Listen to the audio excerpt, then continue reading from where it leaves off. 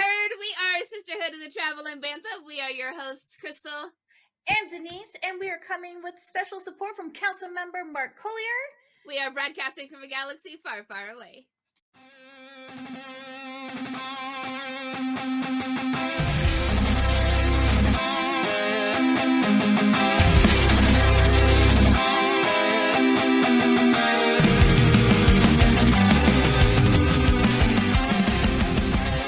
What is up? Each week we have cooler stuff. Excited about where we are. Can you guys guess behind us where we're at? Like, oh, Coruscant. I feel like Vanna White. I feel like I should be. Oh man, that's such a made job. Just walk and she doesn't even have to turn anything now. She just would push a button. No, it's just literally tapping on the screen. That's it. Just tapping on the screen. Yeah, so hey, what's up, Herb? How's it going? How are you doing, Denise? I am super excited. Like, I am so pumped to talk about this week's episode. Yes. This one was a lot of fun, and it was some things I didn't expect, so I'm excited to talk about them. I would say I know that. So for everybody tuning in, we are discussing episode 3 of Mandalorian season 3, which is chapter 19.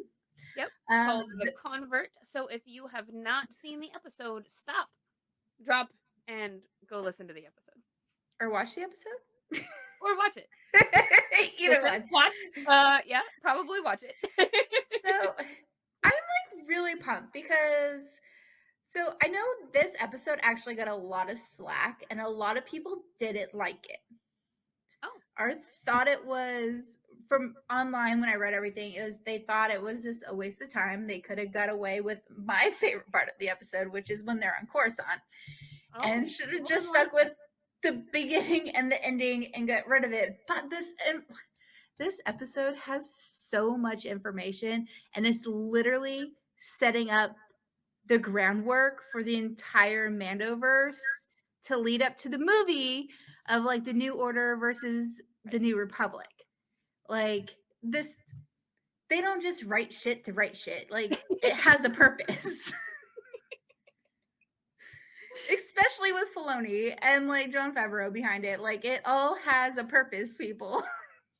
You gotta appreciate it. Do you like my cup? Side note, you want to see my really cool cup? Yes. Oh, the AI is. Oh, I can see it though. It's like a classic, like a retro Jedi design. Yes, I think, right? With the like. It's a Return of the Jedi. I got it at Target. Nice, very cool. Where'd you get it? Have you had it like? I just got it at Target over May 4th weekend, along with my Return of the Jedi fanny pack that I like to wear, and it has Ewoks on the speeder bikes. That's amazing. It's so great. I was wearing it the other day to like the side on the hip, and Owen was like, "Mom, what are you doing? That's not how you wear a fanny pack." It's like, shut your face. I'll wear it however I want to. I'm close to 40. I can do whatever I want. But, so let's talk some Star Wars, right? Yeah. You know what else can probably do whatever it wants is that mythosaur that Bo saw under the water. Yeah, she was still shook at like the beginning of this episode. Like, she didn't even mention it. You notice that she just like clammed up about it. She was like, "Nope, no, not time." Because it's probably one of those that was like, did I really see it? Was I making this up? Because it's supposed to be a legend. It's not anything. Right? Myth. Yeah. I see what you did there. Mythosaurus. I'm very clever. Thank you. But yeah, she was so shook. And I think we talked about this a little bit the last episode. But did the purge wake it up from its slumber? Yeah, we mentioned that, how we thought maybe, the explosions, all of the blasts opened up that water to make it so deep because it was not that deep from what people remembered, Yeah, and it allowed the mythosaur to come out of wherever it was sleeping away. but it was it.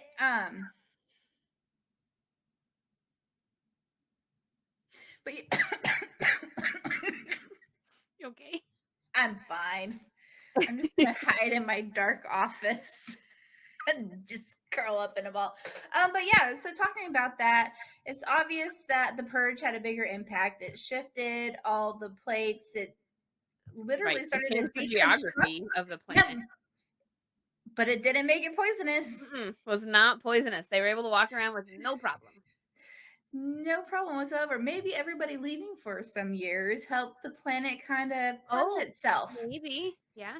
That's a possibility because now nobody's living in the domes. They're not That's true. pulling Nobody's energy. causing more toxicity to happen on Yeah. the planet. It's just no So chemicals are being maybe. made, no new stuff is happening in the air.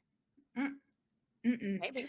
So I want to continue on the Bo Katan thing because I want to talk about the amnesty program in depth afterwards. So Bo goes with they go back to Calvala Mhm. and we get another like almost space battle, but over the planet. Remember her house gets fucking bombed? Oh, yeah. Fuck, that's right. Like where did all these interceptors come from? It wasn't just like one or two. It Like was like a whole fleet. Yeah. it was They were just like, "Here's everybody. We're gonna fuck you up." we're gonna come and bomb Bo Katan's castle. Like, what is And, this? like, it seemed like it kinda came out of nowhere, right? Like, why were all of a sudden all of them like, "Hey, we're gonna go destroy this thing."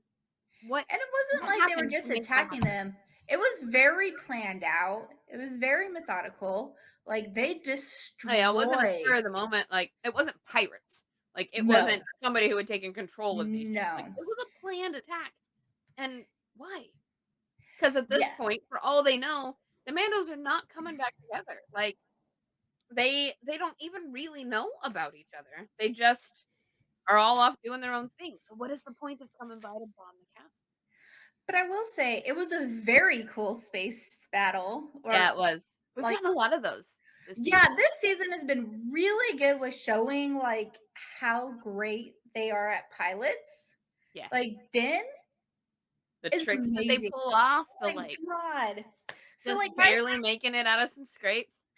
my favorite scene was when he drops out of her ship and just like free falls and like uses his jetpack and stops right on top of like his starfighter and then Oh, hops in I and then know, pulls it was back so up and I'm cool. like I will say we've also seen them use their jetpacks a whole lot more this season. Yes.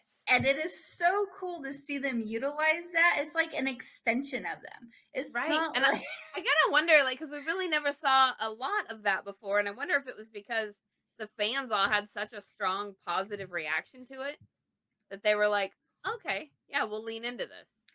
or maybe it costs too much money in post production because it's got to cost a lot of money to add in those special effects to make them Oh, I'm fly sure. around like Right, they and if do. we're thinking about how do you do practical effects Like for a jetpack for a movie that so already doesn't have much of a budget?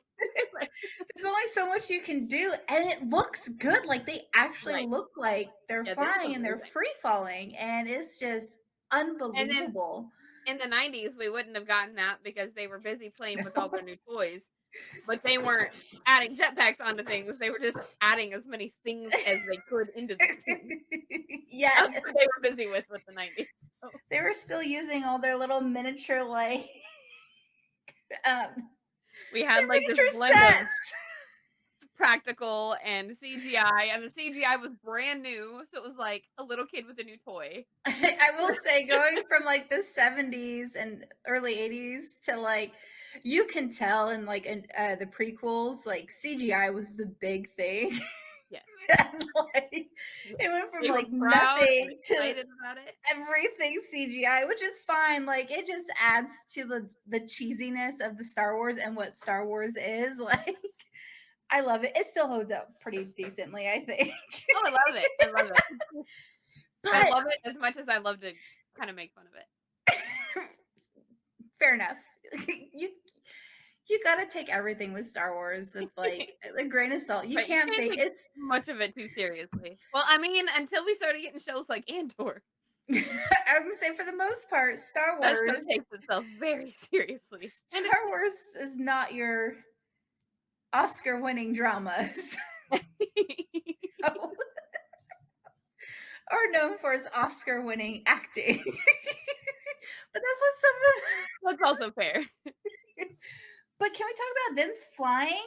Like this dude can fly a ship.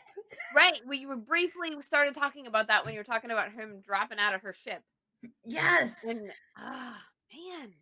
This is where it kind of was like, I miss the Razor Crest, like we were talking about with Steve a few days ago, or a few Yeah. weeks ago, I guess now, but the Starfighter is very nimble. Very, very nimble. Knows how to get in and out of those crevices. But would you say that his flying could almost rival Poe or even maybe Anakin's Oh, based yeah. on what we've seen so Yeah, far? I would say he's up there with them, I think.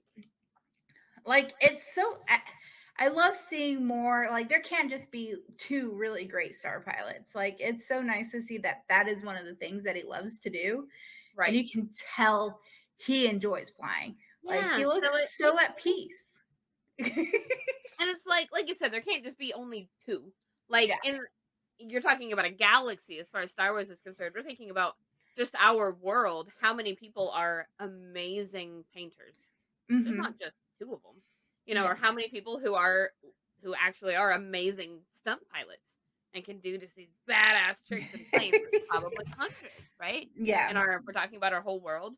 So if we're thinking about a galaxy, god, there's probably thousands, maybe millions of us Millions. I'm easily. saying there's trillions of people. There's trillions Yeah, of people on like single planets. So right. like but yeah, I really enjoy watching his flying. You can see It's that he's fun. passionate. Um, but I still want to know where these interceptors came from. And Right, why did they happen? when I saw them, I'm not gonna lie, my first suspicions were it was gonna be Thrawn. Oh, I thought so too. I am so, like, he's gonna pop up any freaking minute, I know Yeah. it, and I'm just waiting. Yeah, I 100% thought was Thrawn Yeah. behind it. Um, I'm glad we found out the next episode who it was. No, we didn't find out who it was the next episode. We don't find out for a while who it was. Again, these are kind of mushed Meshing together for together. me. Yeah. Yeah, I have trouble remembering when things happened. Like, I have to really look at the notes to I make don't sure that I don't talk about something that happened in a different episode. I don't think we find out who it was until like episode 7. Oh, okay. So it's like a good while, but it left that it was nice that it left that teaser of who could Like, it "Hey, be? something's happening." Right. And it We're not I gonna love focus on it right now, but something's happening. and it was so like it was fun watching all the like fan theories of who it was and who it could have been. Um but so Bo's now homeless. Yep, because they blew up her fucking castle. And so she decides to join Din back on the In the homeworld of covert. Mhm. yes. So like I guess like I was not expecting her to join the covert. Me neither. That was one of the things that I was like, I some things happened I wasn't expecting.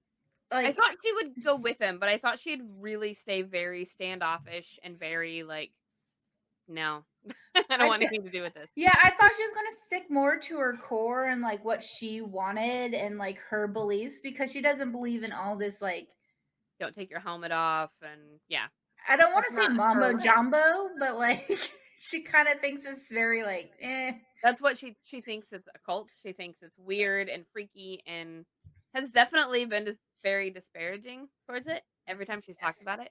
Yes. But then she almost like accepts, and I wonder, I'm just processing out loud. Um, I wonder if maybe that was started off as just respect on her part, like, "These people are taking me in. I'm Mhm. gonna respect the path that they follow. I'm gonna accept their generosity, and I'm gonna be, just be a good Mando and respect their wishes, and then go off on my own, and I'll go back to doing my own thing. But I think So it changed a little bit somewhere in there. so I was thinking about that too as I kind of like as I was rewatching it. I watched this one a few different times. Um, but a part of me also wonders because at this point she literally has lost everything. Yeah. She has lost her clan. She has lost her sister. She has lost her home now. Like Yep. I, She I, lost I her wonder sister, if lost she, her dark saber. yeah, She she took, lost her family. I mean, yes, everything is gone. everything is gone at this point. Like, does she just take this on because she doesn't want to be lonely? Does she long for Maybe. that family aspect to And be around? Mandos are stronger together.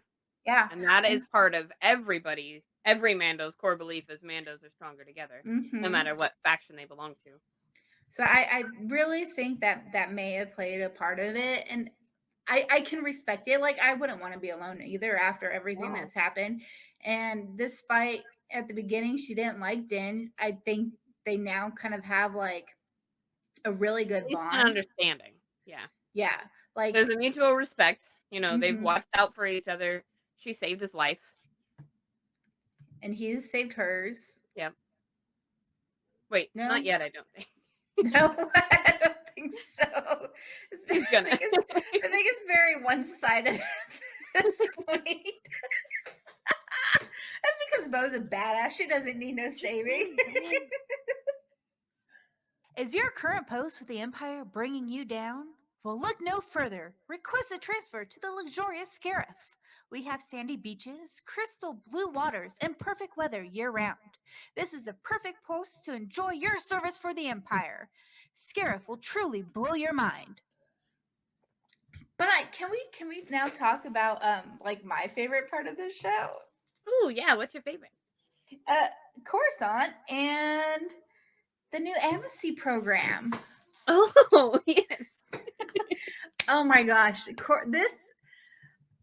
this scene was so good. Yeah, it was like Andor. It was a little more like gritty and it was a lot more I story building. I was really excited. Sorry, I'm gonna interrupt real quick. I was really excited to see Dr. Pershing. I Yes, love yes. that actor. I love that actor. I can't ever remember his name. In my head, forever his name is Salim, not Salim, What?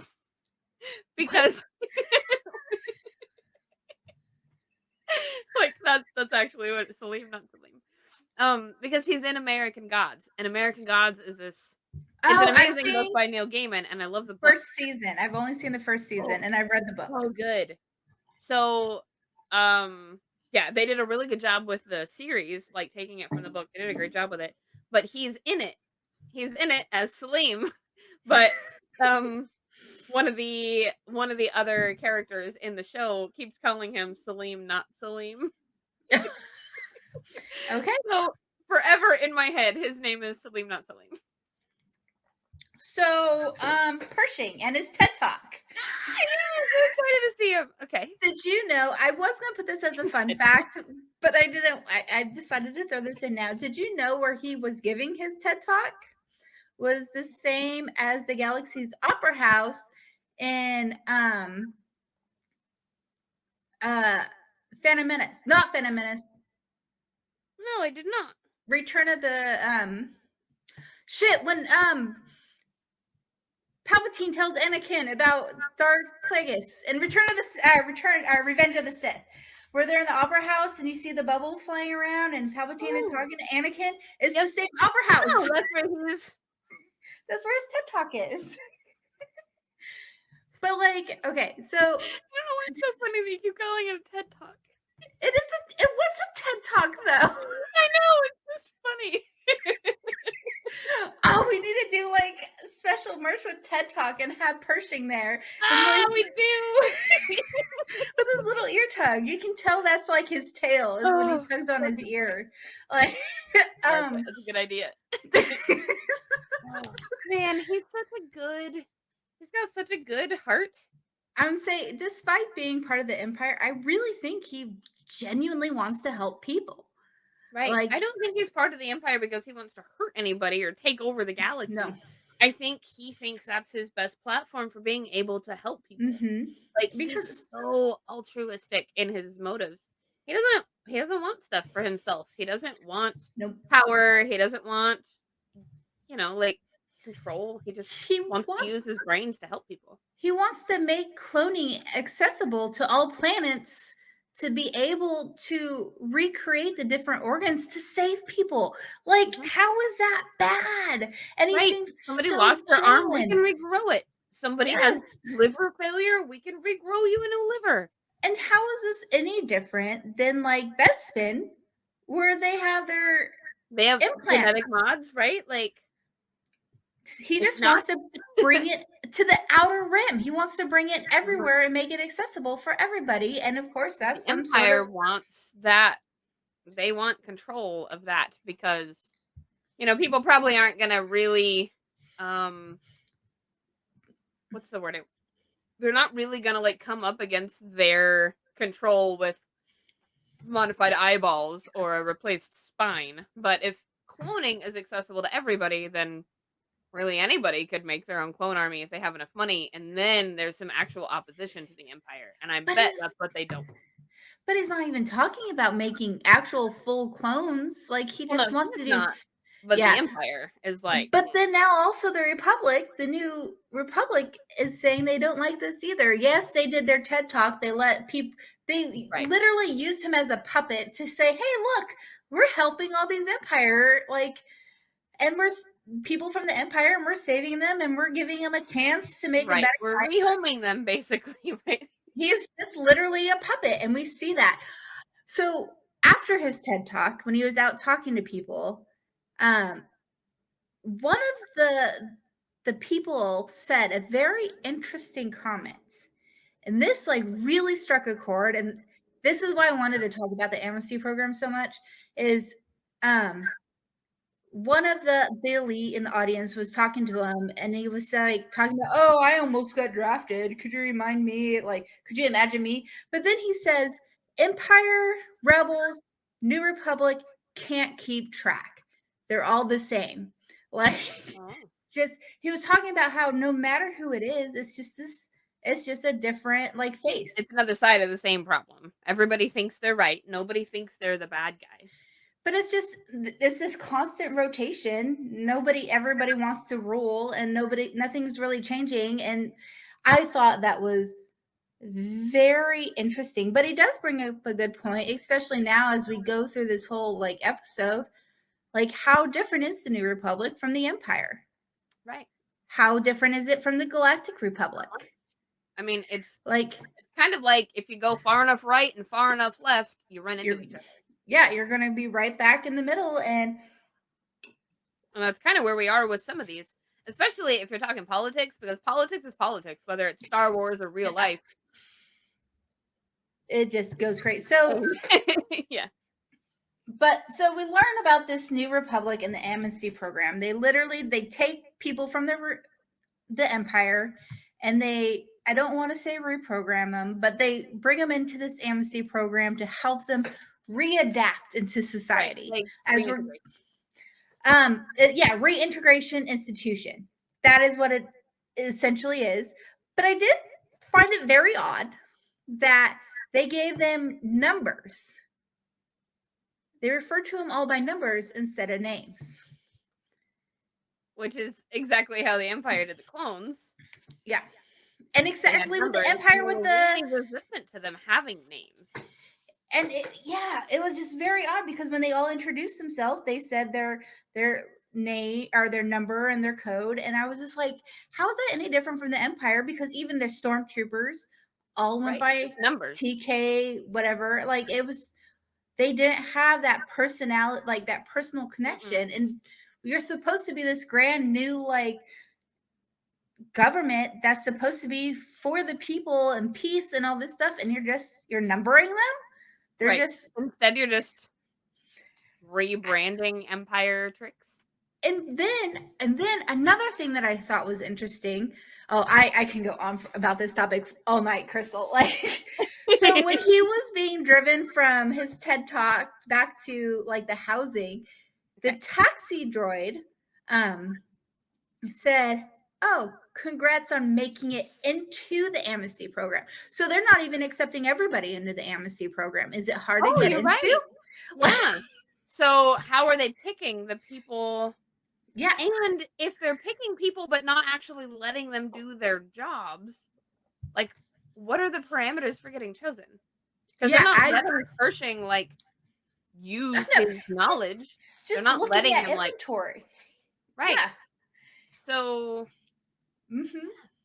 It's really making you start to question the whole like New yeah, like, what the Republic. fuck are they actually doing here? Yeah. And Who's so on top of this thing? We're gonna peel all the layers back, and it's gonna be fucking Palpatine sitting back in the lawn chair with a beer, like, "Hi, it's me again." spoiler alert, Palpatine's not dead. But like but everything it's just the whole thing is like to me like and then like oh the interviews with Pershing and the droid like it felt so like empire-ish. Do you have any grievances with your superiors? Do you have any grievances with the New Republic? Like they Right, don't and, like, "Ooh, what's gonna happen if you say yes?" Right? it Like, just I don't that felt creepy, it felt kinda scary, and it felt very Empire. it didn't feel like they genuinely wanted to know how these people felt. They just wanted them to check the boxes and move on. Right. Like It felt like even something bad kind of would happen if you said, "Yeah, I have a problem." I want to know. Oh, we know what would happen. Mind flare, but we're going to talk about that later. Yeah. That's how I want to end this. But like it was just they don't want people to question things. It's very my way or the highway, which is Which is very Empire, empire. that's Empire thought, This like, whole thing just there's so doesn't feel many good. red flags. I don't like it. Mm-mm, it doesn't feel good at all. These are supposed to be the people that were bringing hope to the galaxy, and like And it just instead, they're being, like, very oppressive, very, "Did mhm. we turn into the thing that we tried to destroy?" Yeah, and we see that continuously throughout this season multiple times. Yep. Like Where it's it very like, "Ooh, I don't like this system of government." I know. and and then it makes you wonder like because we know Mon Mothma is the chancellor of like the new republic. Right. Princess Leia is out doing like all this PR stuff. Like, what happened? Where did this like disconnect? Do they not know what's actually going on in the amnesty program? Are they covering up what they're doing and just giving them reports of what they want to hear? Like, how involved They are they? have to be, because there is no way with what we know about Leia and Mon Mothma, fucking Bail, there is No no way. way that they would just let this happen and not Mm-mm. be working to fix it or stop it, you And know? we even see further down the series, we But maybe see they that are. That doesn't mean they aren't. Maybe they do know about it and they're working to take it down. We've seen them do that for many, many things. I do know we need to read Bloodline because I think Bloodline ties into the whole New Yeah? Republic build, and that is Princess Leia. Oh, cool. Yes, so Is that's that a one book new I one want or to an read. old one or No, it's released like a year or two Oh, ago, cool. so it's new canon. Yeah. Um, but yeah, this whole thing it seems weird. It seems like they don't value outside thought because even when Mm-mm. he brought up about doing like his own personal um research, they didn't like it. Right. They're like, no, stick to what you're And that doing. makes I keep thinking we're gonna find out that there's somebody from the other side actually running the show over here. Like Yes. way, way deep undercover, like Palpy did for years and years and years, running the other side while running the other side as well. I think that's what we're gonna find is happening here. I think there's somebody from the Empire or a group of somebodies from the Empire who's actually running the show behind the amnesty program. And I think that it is so that they can keep control of all of the talents and the knowledge and the information that these people that are leaving the Empire to go join the New Republic. I think Yes. it's so that they can keep control of that. So I think that's what we're gonna find out is actually happening. I think that's why it feels so yucky. Like, it doesn't feel like a light side thing. It feels No. very dark side. Feels very icky. And then, so we have all that going on. And then we have Elia Kane, who used to work for Moff and on the same ship with Pershing and Moff. She's fucking setting this dude up. Like, she's so sus. And I'm here for it. I am here for anything she would like to do. I know you are. Oh. Did you just have a heart palpitation right there, I am Krystal? having heart palpitations right now. She's so hot. Fuck. Okay. I But get it out of my system. it just, she's super sketch. And then of course we knew she was setting up Pershing, like, for him to take the fall. She was like, oh yeah, let's get you some equipment and then we're gonna turn you in. I was like, oh, come on. Like, He he's such a genuinely nice wants fucking to guy, do man. good. Hate it. Genuinely wants to do good. And she sets him up. Yep. And then Makes we it learn, look like he's trying to do exactly what they're afraid of. and then we learn about the mind flare. Oh, yeah. What Poor guy. the fuck? Okay, so the mind flare. This is not the first time it was mentioned or brought up. It was also, it was brought up in the first season by Cara Dune. She was talking about how she didn't want to be caught because the mind flare is supposed to be this really, I'm looking it up. I'm mad I didn't. I totally don't remember that. Okay. It was a very quick, like, it was a one line.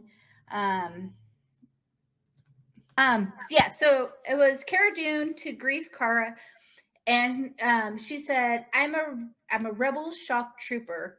They'll upload me to a mind flare. And he said, those aren't, and now Grief we know. Karga said, those aren't real, they're just wartime propaganda. And she's like, and her response was, I don't care. I don't want to find out. And so we find out what it is. Yeah, like, and now we know why she's so afraid of it. So this was a torture device that was said to be that despite being prohibited by the Galactic Coordinates, which was a peace treaty between the Galactic Empire and the New Republic after the end of the Civil War, to not be used. And here we are. We now have the Galactic, like a Geneva Convention type thing or something, right? Like, and now the New Republic's using it, but they use for and they're using it for mental recalibration with lower voltage. So they're like, oh, we're not going as high as the Galactic as the Empire, so we're good. It's fine, right? But again, we see them using Empire tactics. Like, this does not feel like something the rebellion would do. No, I know it's not the rebellion anymore. Now it's the New Republic. Right? But they're supposed to be the good guys, and you are fucking electrocuting people. It's supposed to be a new, like what they're saying. New experimental process thought to help soothe traumatic memories to help one overcome Imperial indoctrination. Indoctrination. Yeah, there we go. Words are hard. But like doing it by force, so there's no fucking way. Like, you don't forcibly soothe someone. It's not like shock treatment. They're fucking shock treating these people. Yeah, like, by force. Like, oh my god, they're frying people's brains because we don't like what he said. You don't think like we do, so we're gonna shock you. And how Empire is that? Yes, nope, pass. Yep. But do you want to end on a good note? Yes, I do. You have a good note that came out of this? I have some fun facts. Okay, well, that's good enough. So I have 2 fun facts for this one. So John Williams, our favorite composer, March of Resistance theme from the sequel trilogy was actually playing in the background while at Umayt, which was the last remaining mountain in Coruscant. So that's a lot of fun, like, kind of foreshadowing to the new Resistance from the Mandalorian. Like, hey, they do a lot of that in this show. I like that one. And our second fun fact, did you know there are days of the week in Star Wars? No. Yeah. So How many days are in a week? there are 7 We days in can the week. change the names. I do have the names. Okay, so there are days of the week. They actually in this episode they reference Tongues Day and Bendu Day, which are essentially Wednesday and Friday. Okay. So actually there's 5 days in the week. Okay. There's Prime Day, Syntax Day, Tongues Day, Sela Day, and Bendu Day. To go even further into this, there are 7 weeks in a standard galactic month, and there are 10 months in a year for a total of 70 weeks. Okay. So Tongues Day is actually named after an ancient species tongue, Taung, so not like tongue. That's what I was thinking. And then Bintu Day is named after the Bintu monks in the ancient in an order of ancient Force worshippers who were the precursors of the Jedi. So yeah, they reference Wednesday and Friday. I didn't know there were days in Star Wars. Like that's something you don't think of, but it's there and it exists. And Fucking cool. yeah. That's like, God, you know what? That's like when Pixar animators open up a drawer and, write something on the bottom, even though nobody's ever going to see it. Yeah. Little details like that. They're like, oh, this just makes it feel that much more real. I love it. I thought this was really cool, and I really enjoyed learning that there's actually days of the week. And so on a Wednesday, we'd be like, God, it's such a tongues day.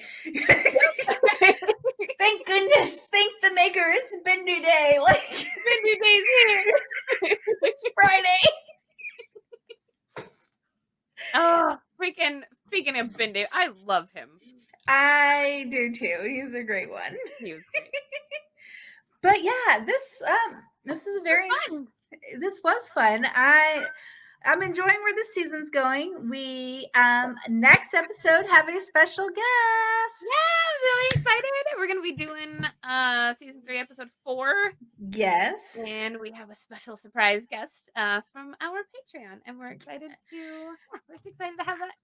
I am so excited. Why did words suddenly become so hard? Like I got nervous. Because we're so excited to have her on the show. I know. We got to meet her at Eisner, and we lost our minds. She probably. I'm glad she still wants to be our friend. Yeah, she's amazing.